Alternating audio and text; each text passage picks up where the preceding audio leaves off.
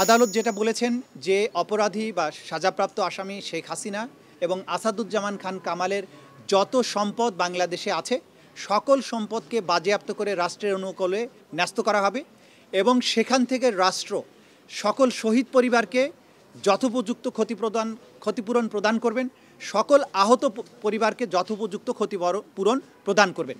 এটা হচ্ছে ক্ষতিপূরণের ব্যাপারে আদেশ। আর একটা অবজারভেশন তারা দিয়েছেন যে আওয়ামী লীগ এবং 14 দলীয় জোট যুবলীগ তাদের ব্যাপারে তারা যে একটা সন্ত্রাসী বা ক্রিমিনাল অর্গানাইজেশন, এইটা প্রসিকিউশনের পক্ষ থেকে সাবমিশন ছিল। আদালত বলেছেন এইটি যেহেতু আজকের এই মামলার বিচার্য বিষয় নয়, সেই ব্যাপারে তারা কোনো অবজারভেশন দেয়া থেকে বিরত থাকছেন। অর্থাৎ তাদের ব্যাপারে প্রসিকিউশনের যে আলাদা তদন্ত চলমান আছে দল হিসেবে একটা সংগঠনের ব্যাপারে যে তারা সত্যিকার অর্থে অপরাধী সংগঠন কিনা, সেটি একটি আলাদা মামলায় বিচার্য বিষয় হতে পারে। এই মামলাতে যেহেতু কোনো দল পক্ষ নয় বা আসামি হিসেবে সম্পৃক্ত করা হয়নি, সেই ব্যাপারে আদালত দলীয়ভাবে কারো বিরুদ্ধে কোনো অবজারভেশন দেয়া থেকে বিরত থেকেছেন। যে আমরা ইতিমধ্যেই বলেছি যে দুজন আসামি পলাতক রয়েছেন তাদেরকে ফিরিয়ে আনার ব্যাপারে রাষ্ট্র দুই ধরনের পদক্ষেপ নিতে পারেন।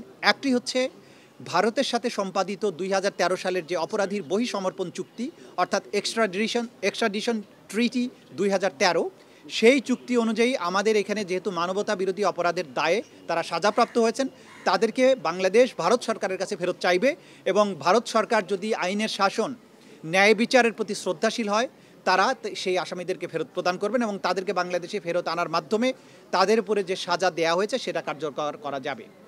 দ্বিতীয় যে প্রক্রিয়া আছে সেটি হচ্ছে যে ইন্টারপোলের মাধ্যমে, যেহেতু একটি বাংলাদেশের একটা ট্রাইব্যুনাল থেকে উপযুক্ত আদালতের থেকে তাদের মৃত্যুদণ্ড প্রদান করা হয়েছে, তাদেরকে ইন্টারপোলের মাধ্যমে গ্রেপ্তার করে বাংলাদেশে এনে সেই সাজা কার্যকর করা যেতে পারে।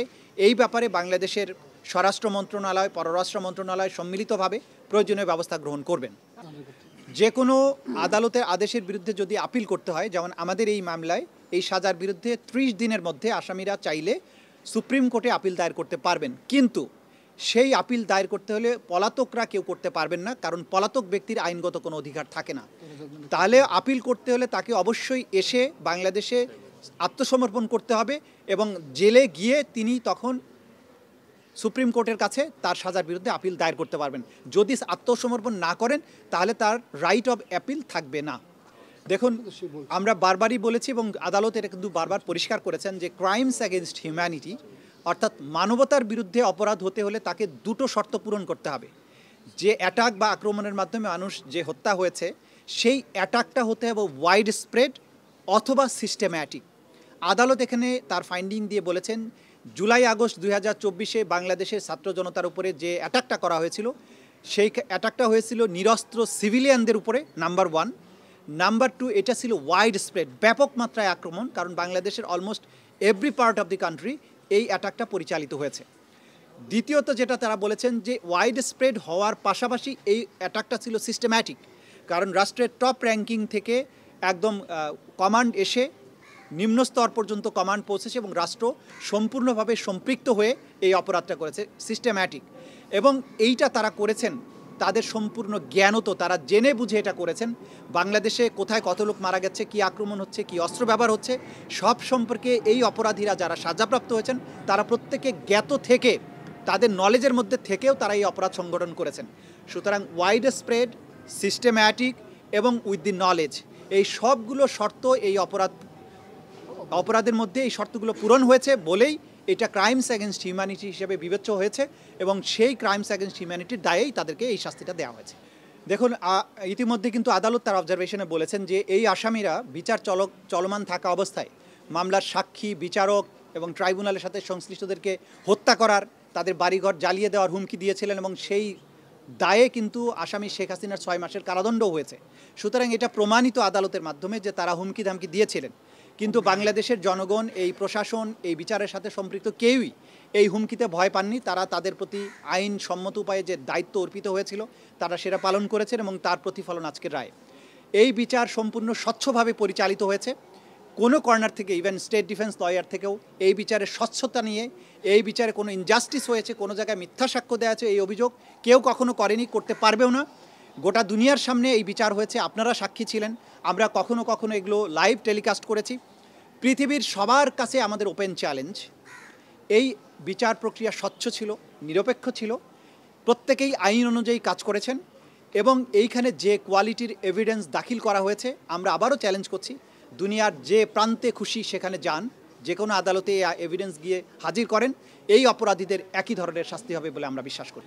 ডেফিনেটলি যে এই ক্রাইমস অ্যাগেনস্ট হিউম্যানিটিতে টপ কমান্ডারদের দায় যেখানে প্রমাণিত হয়েছে, সেটি পরবর্তীতে নিচের টায়ারের যে সমস্ত কমান্ডাররা আছেন বা ব্যক্তিরা যারা ক্রাইমস অ্যাগেনস্ট হিউম্যানিটির সাথে সম্পৃক্ত, তাদের অপরাধ প্রমাণের ক্ষেত্রে ডেফিনেটলি একটা জুডিশিয়াল ডিসিশন হিসেবে এই রায়টি কাজ করবে এবং সেটা যথা নিয়মে যতটুকু প্রয়োগযোগ্য হবে সেভাবেই প্রয়োগযোগ্য হবে। তবে প্রত্যেকটি মামলায় প্রত্যেকটি আসামির বিরুদ্ধে এভিডেন্সগুলো স্বতন্ত্রভাবেই দেয়া হবে এবং প্রত্যেক আসামিকে তার নির্দোষিতা প্রমাণের যথোপযুক্ত সুযোগ দেওয়া হবে। তিনি চাইলে তার নির্দোষিতা প্রমাণের জন্য তার ডিফেন্স উইটনেসকে আনতে পারবেন, ডিফেন্স ডকুমেন্ট প্রডিউস করতে পারবেন। এই রায় একটা নজির হিসাবে কাজ করবে, কিন্তু প্রত্যেকটি আসামি বা প্রত্যেকটি মামলার বিচার স্বতন্ত্রভাবেই অনুষ্ঠিত হবে। যেটা এখন আজকে আমি আপনাদেরকে বলতে পারি, গত সারা রাত ধরে আমাদের সকল বিজ্ঞ প্রসিকিউটরগণের নাম্বারে বিদেশ থেকে অধিকাংশই ভারতীয় নাম্বার থেকে তাদেরকে টেলিফোনে কল করা হয়েছে, তাদের নানান ধরনের গালাগালি অশ্লীল কথাবার্তা বলা হয়েছে, গালাগালি করা হয়েছে।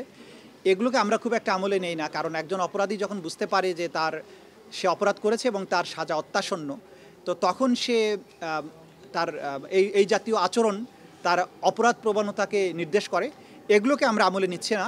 অপরাধীরা তাদের চরিত্রই প্রকাশ করছে, কিন্তু তাদের এই সমস্ত দম্ভ, হুমকি, বাংলাদেশের মানুষকে ন্যায় বিচার প্রাপ্তির জন্য তাদের যে আকাঙ্ক্ষা, ন্যায় বিচার প্রাপ্তির জন্য তাদের যে প্রচেষ্টা, এখান থেকে কোনো অবস্থায় এক চুলো হটাতে পারবে না।